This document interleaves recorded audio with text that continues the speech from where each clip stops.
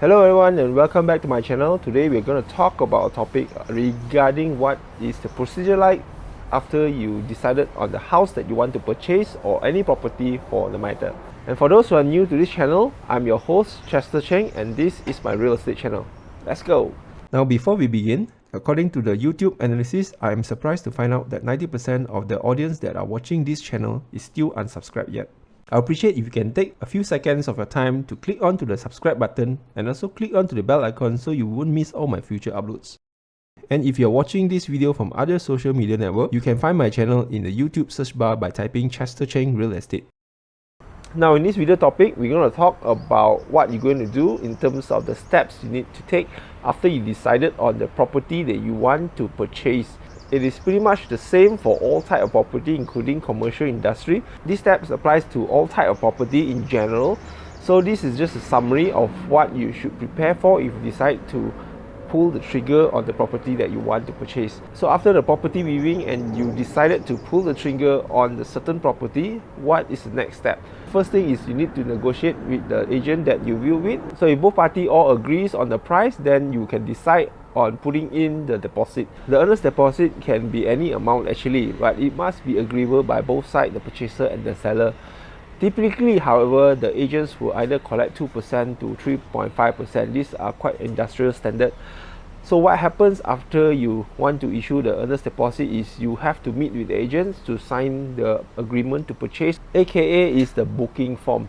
Now the day you meet up your agents to sign the agreement to purchase, the earnest deposit can be passed on to the agents via check.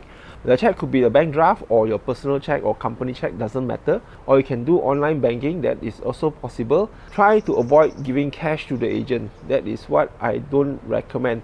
For whatever you do, the online transfer or issuing a check, make sure it is to the agency that the agent represents. Do not bank in directly to the agent's account or personal account or other companies that the agent tell you that doesn't belong to the agency. It is very risky. It may be a scam or you may not get the money back whatsoever. So after you sign the agreement to purchase and issue the earnest deposit and pass it to the agent actually will bring that copy to pass to vendor to sign the agreement to purchase, also furnish in other documents that you need to submit for the bank loan and also for your SPA drafting. During the signing, make sure you read through the agreement to purchase. Whatever you don't understand, do ask the agent to explain to you. Typically, you need to check a few things. The address of the property, make sure it's the same one that you are purchasing, the date that is written on the booking form. And if you are taking a bank financing to purchase this property, make sure to pre-check before you sign any agreement so that you won't lose your earnest deposit. However, there is a way if you want to protect your earnest deposit is that you ask the agent whether they can put in a clause subject to bank loan approval. Now if you put this clause, typically the agent also will have to check with the vendor, which is the seller, to make sure that he's agreeable with this condition, because this is non-standard condition. My advice is always check with your bank in advance to make sure that you are qualified to X amount of loan before you sign any official letter. But if you want to add in an additional clause, like again I said, the vendor will have to agree with this condition. Another thing you need to check is the amount of time you need to process your bank financing. The standard agreement is 14 working days, but if you need more time because you need to go overseas or on holiday, or maybe you are running multiple business, or you have lots of income source, then of course the banker will need more time to process your documents. Then I would suggest to talk to the agents, make sure the agent relay this message to the vendor so that they can extend time that you needed instead of the 14 working days, which is the standard time frame. So after the vendor has signed the agreement to purchase and provide you with the relevant documents to submit to your bank loan, or if you're not taking a loan, then obviously it will be directly to the SPA drafting. So on the loan side, I will advise you to apply with multiple banks, because every banks, they qualify you differently. Some may give you a higher or lower rate, or even the margins of loan also is different from each individual bank. Be sure to do that so you get the best rate for yourself. So what happens if your bank loan approve or your bank loan reject? Now let's talk about rejection first. So if the bank rejects, typically there's condition where the vendor will require you to provide the bank rejection letter.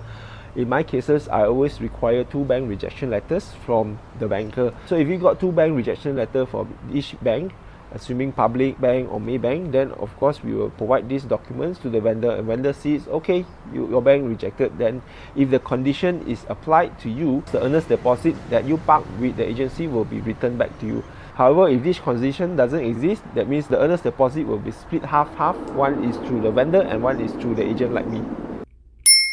So the thing is, what happens if you don't want to purchase the property, or you change your mind, or you found another property that you like? Well, in most cases, your earnest deposit is burned.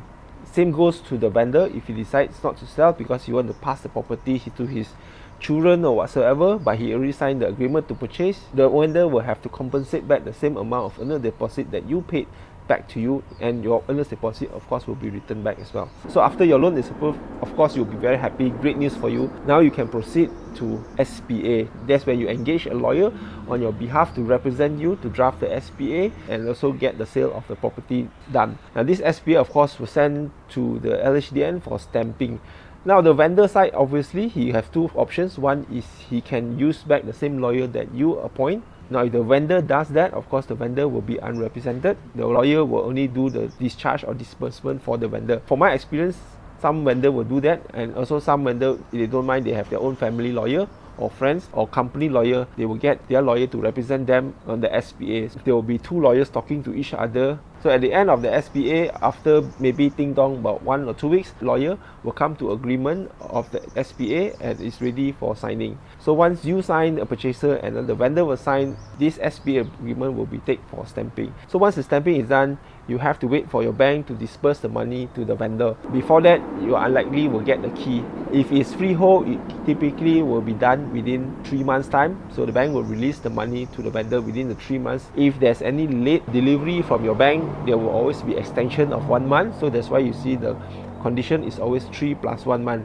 But the plus month comes with a caveat. You'll be charged 8% penalty per annum. So I always advise my client to chase their bank. Make sure the banker disperse the money before the deadline. Otherwise, there will be penalty on your side. If the vendor, however, delays on his side, then of course the vendor will pay you back the 8% per annum. Now, assuming the property that you purchase is freehold, likely you'll get your keys within a 4 months period. If there's no delay, typically it's around that time. However, if you're buying the property which is leasehold, of course it will take longer. On average, it takes about 8 months, plus it could be more depending on the area you are buying. Now if you ask me what if you purchase a property that is a boomi lot and you are non-boomi, well, for a freehold property, not much of an issue. The lawyer will do the additional documentation. However, if it's leasehold and it's boomi lot and you're non-boomi, this can take up to 1 or 2 years depending on how fast the state consent you can get. Usually the vendor will have to appeal or to do a submission to give them reason why they have to sell this property to a non-boomi. If boomi to boomi is straightforward, even if it's leasehold. It's quite a simple process. Now the question is, can I renovate the house during this process of SPA? No, you cannot. You have to wait until your SPA is stamped and you get the keys handover, because technically the vendor only received 10%. The remaining balance have to wait for your bank to disperse, only he get full payment. Irregardless, you are taking a lower bank margin, example a 70% loan margin, then the vendor will only receive 30%. The balance 70% will have to wait for the disbursement. So yeah, you cannot renovate the house yet until you get the keys. So I'm not going to dwell too much on the renovation part. I will cover it in the next topic when I have the time to do the sharing. So I hope you enjoy this video, and if you do, please give this video a thumbs up and also subscribe to my channel if you haven't done so yet. Any comments or suggestions or anything that I missed out, maybe write in the description below, and I'll see you in my next video. Bye bye.